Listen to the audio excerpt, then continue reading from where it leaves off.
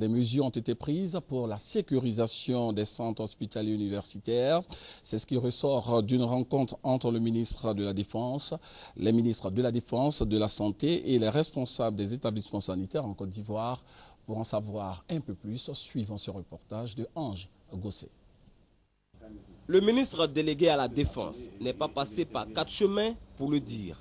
Les éléments des FRC qui ont brutalisé le personnel des urgences du CHU de Cocody le 1er juillet dernier seront purement et simplement sanctionnés. Nous allons prendre nos responsabilités et les sanctions vont tomber sur du personnel qui entrerait dans les services de santé pour, je dirais, créer le trouble, la panique auprès des agents qui aussi s'occupent de la population. Car il faut le dire, la santé est un service public, tout comme la sécurité. Donc on se doit respect mutuel entre collègues des agents de l'État, nous sommes tous des agents de l'État.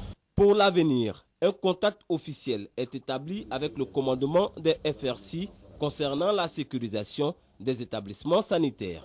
De part et d'autre, le personnel a été invité à être plus réceptif afin d'éviter que se reproduise ce qui est arrivé ce 1er juillet où des éléments des FRC ont rudoyé le personnel des urgences du CHU de Cocody pour le traitement accordé à un de leurs blessés. Cela dit, l'incident est désormais clos.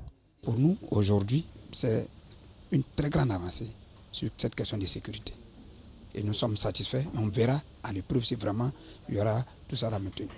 Le ministre de la Santé et de la lutte contre le sida, le professeur Ndri Yoman, a rassuré sur la bonne disposition du personnel de santé à poursuivre sa mission et plus particulièrement à continuer à mettre en œuvre la gratuité des soins.